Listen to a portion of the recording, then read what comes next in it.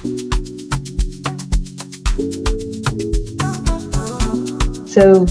welcome everyone, and we're here again at The Secret Life of a Student Athlete, and joined by the incredible Jacqueline Simoneau. Welcome to Jacqueline.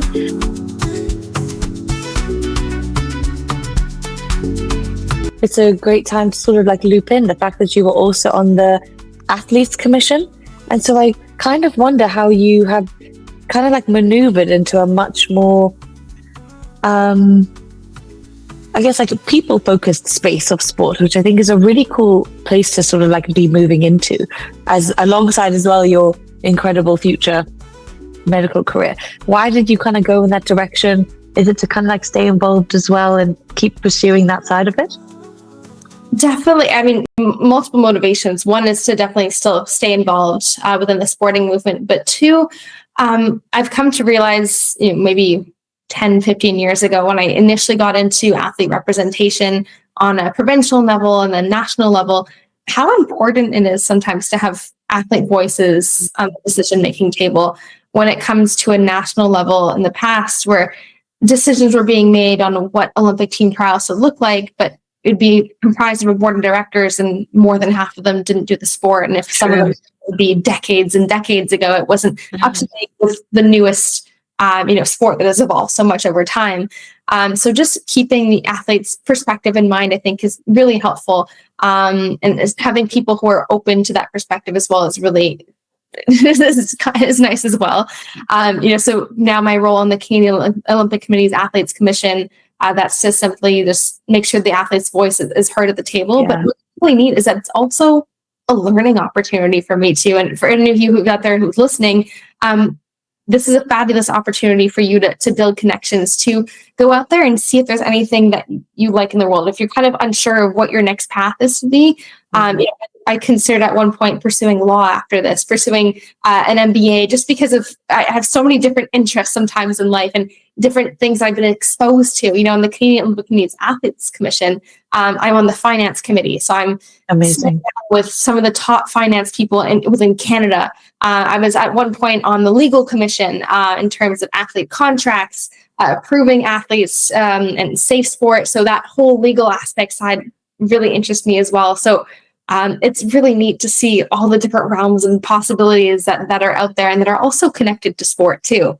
And now, my new role, I'm chair of the World Aquatics Athletes Commission. That's neat to be able to see this now on an international scale too. So you're not just thinking of what's best for your country, but you're also thinking, internationally, not just one sport now, but you're thinking about several sports, several aquatic sports, and how to capture thousands of athletes kind of perspective into an executive board meeting. And when you only have a couple of minutes, what are you going to prioritize? So it's been neat to be able to kind of see that kind of shift make its way around there. And also on another side of things, and Jordan will most likely see this too, the other side that people don't quite see within the Olympic movement. And I think that's what's beautiful about it, is that you don't see all the work that's put in sometimes to an Olympic Games. 100%, yeah. World Championships. I mean, the amount of money happen, don't they? They just happen. Yeah, it's crazy. It's incredible to see. I mean, there's so many people, amazing people behind the scenes that we just don't see on a regular basis. It's so crazy. It really is. But like, since I joined the IOC Young Leaders program, like, it's opened my eyes completely to like the whole Olympic movement, and it's actually so fascinating to see. It's like, it's so exciting. Like, everyone involved, like, being part of it. You feel like I don't know, like, the thing I love about sport, and I think all of us do, is like, it's a great equalizer in a world that's like a lot about division and stuff. Like, I don't know, like, coming into this call, it's like, I'm a scientist, but stuff like this so fascinates me. It's like, you have Zambian, Lebanese, you have two Nigerians, or you have a Canadian, all connected through sport, talking about sport. So cool. Like, do you get what I mean? Right? So I heard about the program. I was like, wait, this is like an actual thing. Like, they can actually use sport to like bring about positive change. And then you get in and you're talking. And I'm so, honestly, Jacqueline, I don't think I'll ever get used to this. I'm just gonna, like, I've been an IOC Young Leader since February, and every single time I receive an email and I see the rings, I'm like, yo, this is crazy. That's for sure. I mean, I think what's extra cool, Jacqueline, what you're just saying about what your athletes commission, kind of the opportunities that your athletes commission gives you is unbelievable. Because I know people on the athletes commission in Zambia, and whilst I guess obviously the scales are very different, right? So let me caveat that. But I wish that we could kind of, no shade, but I wish that we could kind of emulate that kind of system that you have and kind of the opportunity you have for growth outside of sport, but through obviously through a sport lens, right?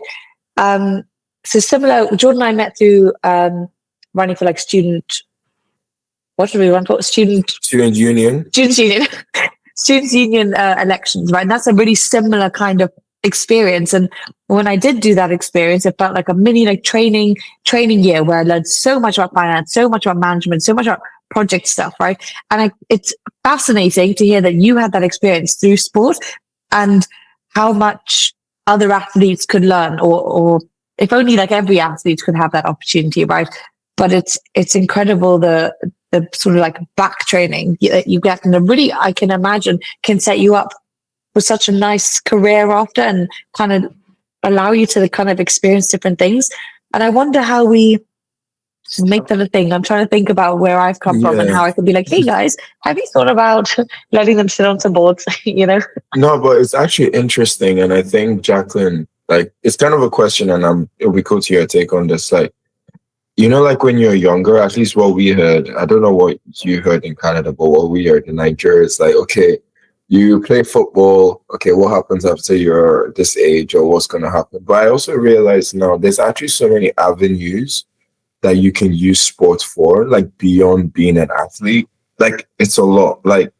And then Daniel even mentioned, the competitive drive of being an athlete and how you can positively translate that.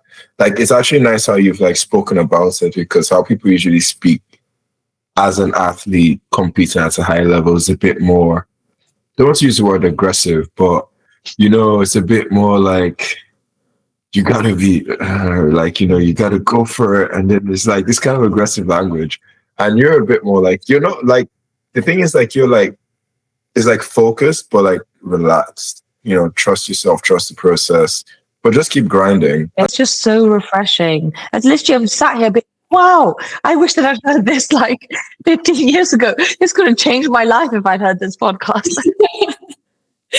This will help some other youngster who's listening too. But for sure. And just going back to your point, you said just simply sending an email and saying, "Hey, can we sit on your board?" That's exactly how this started. It's kind of now become just part of our policy now. It's mandatory for somebody, an athlete representative, to sit on each of these individual boards. Amazing. So shoot your shot and go out there and see if it'll stick. This is what's interesting about this, this podcast that we've set up, right? Is hearing what other countries do, and perhaps sadly what our countries just don't do. There's some systems we just don't have in place, and I wish that we had. And this is a great way, for example, if I ever want to go back to Zambia, which I probably do, and I probably do want to do something in sports, sort of volunteering-y sort of things, but taking from what you and what Canada does and being I don't know why we can't just do that. And I think it's because no one has ever said, by the way, other athletes commissions, they do this thing. And it's just such a nice information sharing that potentially at higher levels in other meetings, they just do not prioritize. They're not hey, what do you do with your athletes, their representation? What do you guys do? That just, it feels like that communication and that information sharing just isn't happening. And I'm so tapped in with my little union brain right now. I'm oh my gosh, all the athletes and all the balls. So I'm how do we get that to happen? And it's just it's such a refreshing conversation to us, and so enlightening. And I love this. I'm just I could listen to this back and not even think I'm here, because I'm wow. I'm just nodding. I've got a little flag. I'm in the fan club. But yeah, you can see how Diana and I met now, in terms of, I'm not going to say political interest, but it's more using what we can to see how we can shape our environment better in the different avenues we have. And I think there's a degree of recognizing where we've come from and now where we are. And I guess a degree of privilege that we've now acquired and what we can then like take back with us. It's such a weird way to say that, but and that's kind of, I think, so much of our drive, the three of us, and I'm sure to a degree you as well, Jacqueline, and what can we do with what we've got to do. And like you just said, you're in a primary school, and that is such a nice thing to do, that all these kids that you probably inspired just from having a little conversation with them today and being like, this is what I did, and I just kind of trusted the process. My family's great, and it's such a refreshing way to like discuss sport, and I've loved this conversation. But I kind of wanted to ask you specifically, because obviously we've now found out you met Jordan through the IOC, and kind of what your big picture project idea is, because obviously this podcast is basically Jordan's baby. Yeah, this is my IOC Young Leaders brainchild. His brainchild, yeah. What's yours? Yeah, well, first of all, I just want to say I love this idea, Jordan, fully support it. And I really hope, I'm looking forward to sharing this with the people within my project, if that's okay with you. I think this would be a huge resource for them. So really helpful in that sense. My project is called Aqua Unity. So obviously aqua, because I come from an aquatic sports background. And initially, I wanted to help grow artistic swimming worldwide and help encourage young girls to stay in sport, because typically we found a huge dropout rate. 1 in 3 girls by the age of 16 drop out of sport compared to 1 in 10 boys at that age. So that's something that I definitely wanted to address. It aligned with a couple of the United Nations Sustainable Development Goals that I wanted to address. And that kind of, and Jordan and I had a conversation when you first joined the IOC Young Leaders program, that kind of initial mission shifts kind of over time. That was my goal. It was kind of vague how I wanted to do this in the initial part. Initially it was through workshops, and that's kind of shifted over time into a project that touches many different spheres. So how do I kind of bring this all into one? Essentially, we do workshops, either online or in person. We are across six different continents right now. We've had workshops with over 5,000 youth, either online or in person, and we bring in motivational speakers and people who are really tailored to the local communities that we're targeting. So we go through many different communities, and right now we don't just touch artistic swimming. We're really looking for any girls involved with sport, team building, how to time manage, communication skills, going through all those different workshops there, incorporating safe sport as well too. And then just general mentorship. I think that was a huge demand after the first year. Is these girls are great and they enjoy the workshops, but if they had questions afterwards, it was where can they direct them to? So now we've had this kind of international mentorship program, which is really neat to see it flourish over the years. And I've paired people with somebody from Egypt to South America. And yes, there's a time change, but and yes, they come from different sports, but going back again to your point of sport is something that brings us all together. And I think they go through similar challenges, even though they're in different countries and different continents. And they're able to share how they're overcoming these challenges in their respective situations. And that's been really neat to be able to see. So that's one sphere. And the second sphere that we're developing at the moment is adaptive swimming or adaptive artistic swimming. So when you think of the Paralympics, you often just see, and that's usually classified by different swimming classes, and there's an international body that kind of governs it. But there's no international governing body for the other aquatic sports. And that's for something that we're looking on building right now, is building a rule book for the different aquatic sports. And right now gaining global representation. Right now we've had, I think, several different clubs now gained more in Africa continents. So now we've had swimming, but we've also had artistic swimming going up in that, and water polo. And we've had people to kind of go over there and mentor them how to start these programs, give them some sort of educational resources, and then also share with some best practices that are going on in the world right now too. And we're in hopes to maybe just have more aquatic sports represented in the Special Olympics and perhaps one day in the Paralympics. So we're hoping to kind of be this one body that unites everybody together and hopes to advocate for these aquatic sports to one day be included. I'm just in awe. Bro, I was sitting here thinking, I actually have no idea how to come back from this, because I'm just in awe. That's just incredible. I feel like that's people's like singular life goals, right? To be like, I want to be able to achieve keeping girls in sport, right? And they're like, that, if I can do that in my life, sick. But you've done that, and you've gone to the Olympics. You're a doctor. Like, I'm just in before. And it's just unbelievable. I mean, life isn't perfect. There's still challenges along Of the way. course, yeah. It's just been so neat. And I mean, the IOC Young Leaders program, to be able to give us this platform and the resources it's incredible. to achieve that. I mean, I'm incredibly grateful and honored, because without them, yes, I've always had this dream attached to the Olympic Games, but now they've been able to propulse me up into, to be able to launch projects like this. So I was curious, and so firstly, everyone that listened to me and they're like, "Oh, Jordan, you do blah blah," y'all need to relax. Because no one tell me I've overachieved. No one, don't talk to me.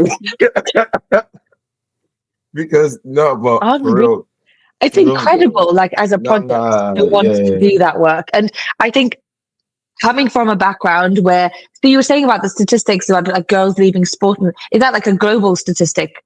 It is. I think it was based in North America, though. So most likely Canada, USA, and Mexico. Not quite sure if it's representative to the rest of the world.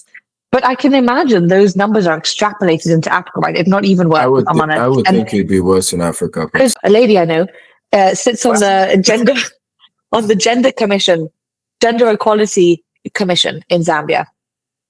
And this is work they try and do so much. And it's so difficult to make this kind of work stick as well as it sounds like yours has. And, your mentorship program and such sounds so foundational, sounds so rooted. And I can imagine, even if you were like, cool, I'm going to move on to the next thing, you've set something up so well that it's hopefully just going to flourish, for years to come.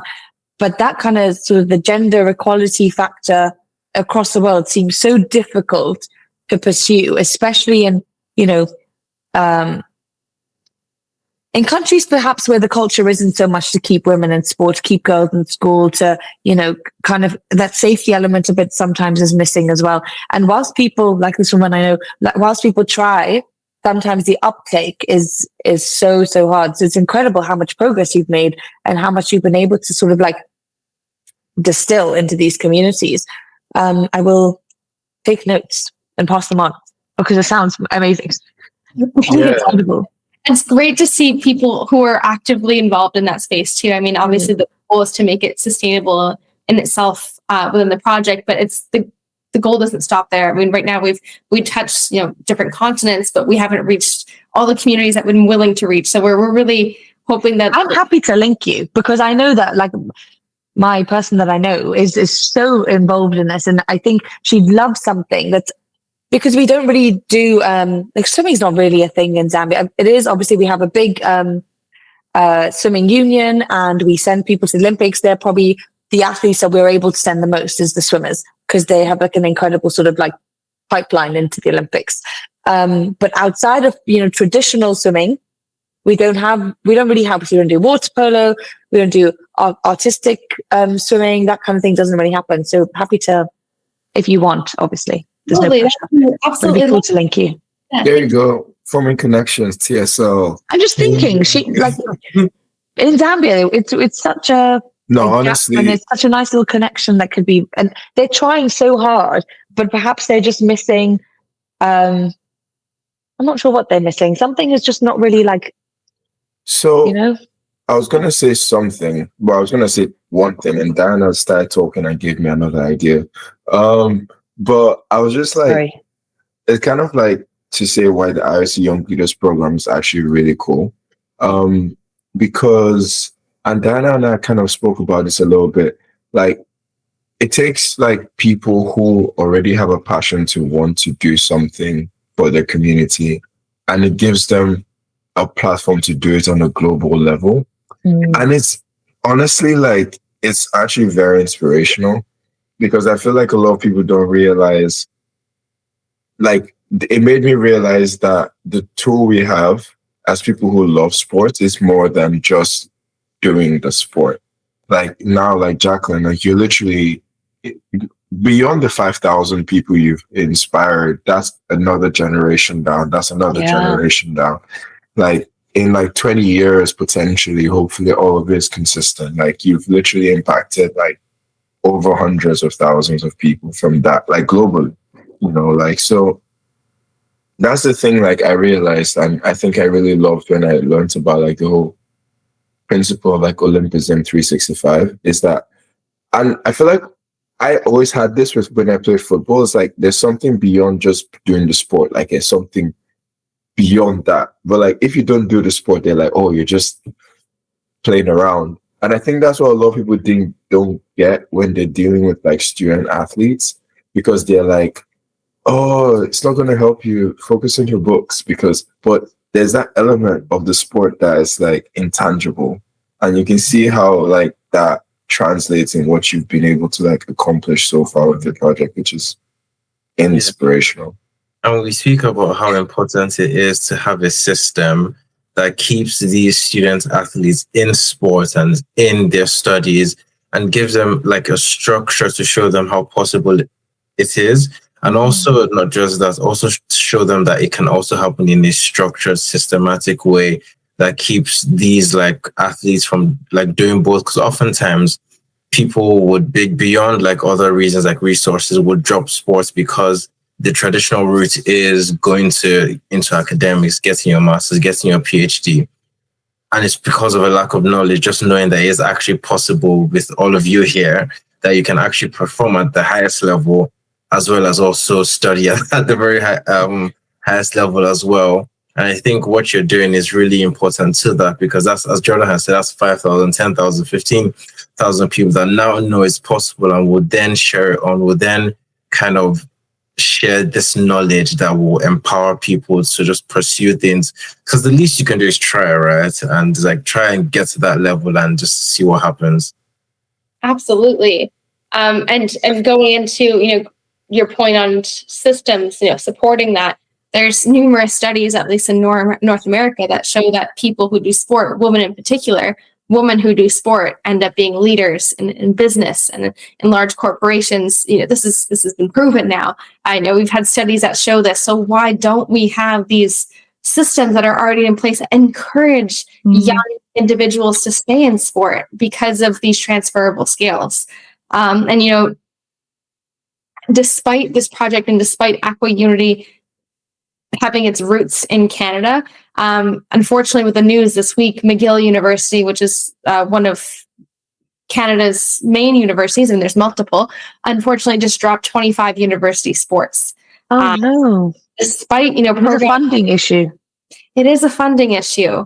And so they're looking for solutions, but at the same time, you want universities to be able to showcase that they in fact do both. So there are struggles that I'm really hoping this one will be fixed.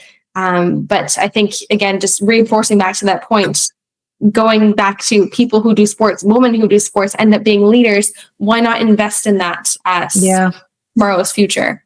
Yeah, it's such a good point. I feel like there's such a cultural almost disconnect in, like you said, the transferable skills from managing sort of teams or committees or communities, and being able to extrapolate all of that into a job if you did leave sport, or into sport management. There are so many different avenues, and we very often forget. I think the point of this podcast is essentially, I feel like I've just realized the point, like I've had a light bulb moment, but like, to show that there are so many avenues.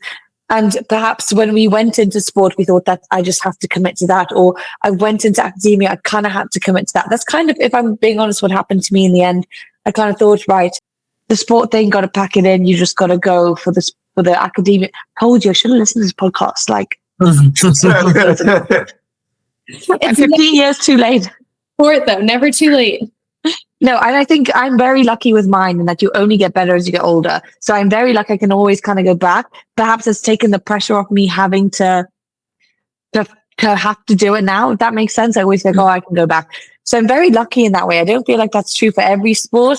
Unfortunately, like in a lot of sports, you age out. And I think that's on the flip, completely contrast to me. That's why I think it's really important to be able to balance, sport and potentially what you would do if you didn't do sport.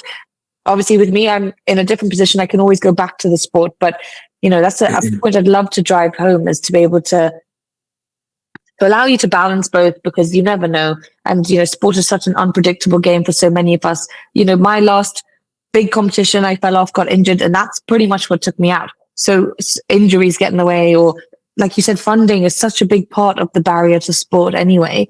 So I think the backup plan, whilst it can always be your plan A and plan A at the same time, hopefully that's true for everybody. It's nice to know that we've got more avenues than we initially think going into this life, you know. Diana, before you ask the last question, which I think you're about to, Yes. I did have one question which people ask me a lot, and I actually struggle to answer because they're like, "You do a lot of stuff. How do you manage it all?" Yeah. Potentially, What's your people calendar like? Could you like, is it color coded or? like, do we do time? Is it time management? Is it like? Oh, that's a great question. And I think a lot of high achieving personalities, I suppose, probably get this question quite a bit. And I'm sure all three of you have gotten that question quite a bit. Mine's color coded. I like checklists. Yes, I am very similar to you. So time management, I think, is huge. And how I managed my time, 15 years ago was different how I manage my time now with a dog and a fiance and trying to manage, clinic and hospital and other commitments. So now managing my calendar as well as my fiance's calendar and then other people, within my various committees calendar, color coding is huge. Using technology that we have. At home, we're still old school, though. We have a big whiteboard in our kitchen, and we go month by month, and we color code different things that we have planned in the schedule. I love this. And checklists. Time. That is like, I found my person. I know. So how do I? No, I love that. I think it's so difficult, I think, to stay on top of life. And it's finding a system that just works for whoever it is that you are, right? And I'm a color coder. Jordan's I'm not. You're not a color coder. I know. I already knew that. I'm very much. I'm very different. I'm a bit more ad hoc. I think you're free spirited. Let's make it nice. Like I think you're very much like. I like that. Yeah. Which I'm regimented. There's no freedom in my spirit. It's just yeah. But no, that I really just wanted to.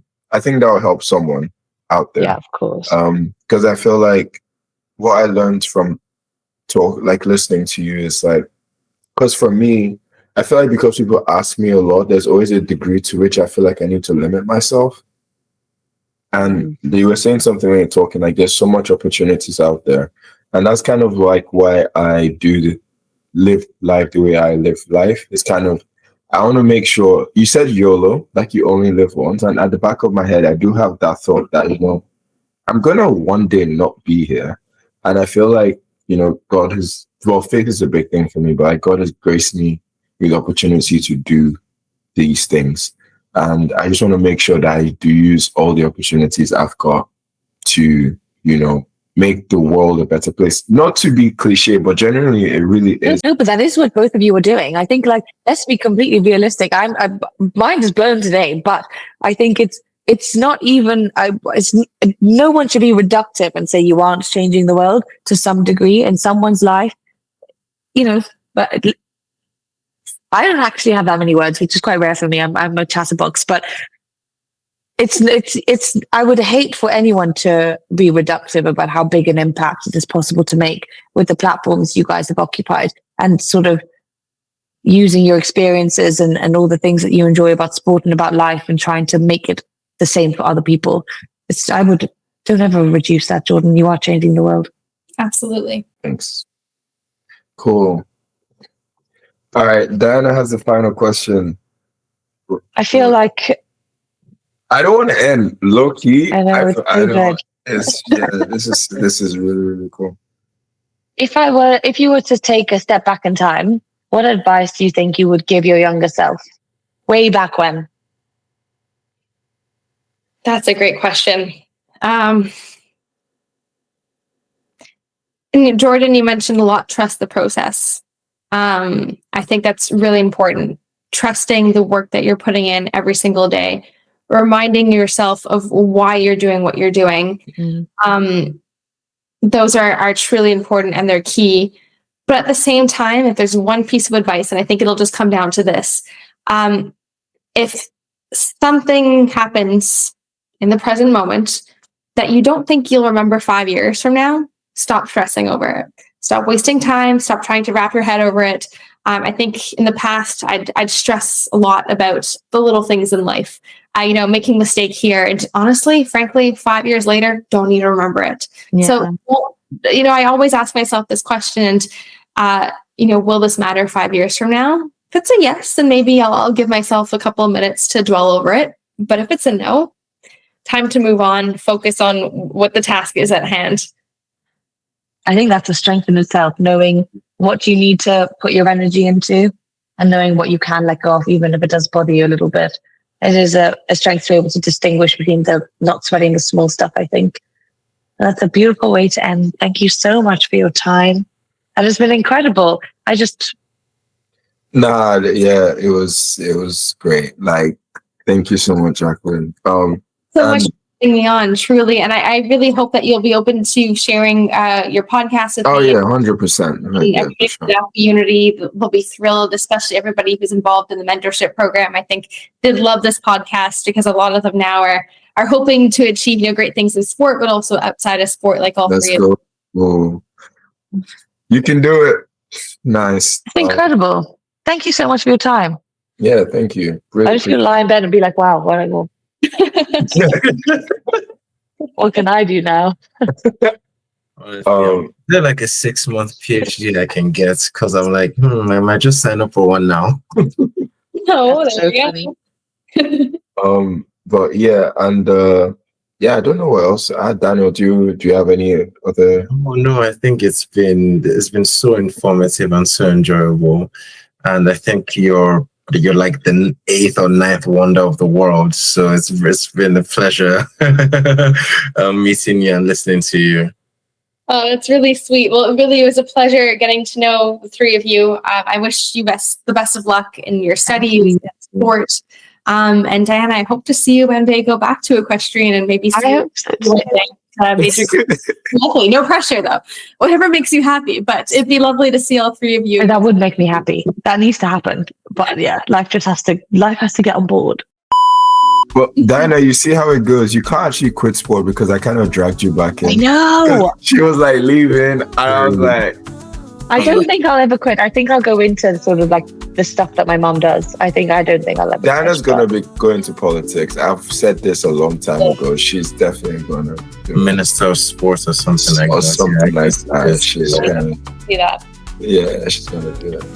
Anyway, cool. It's not about me, guys.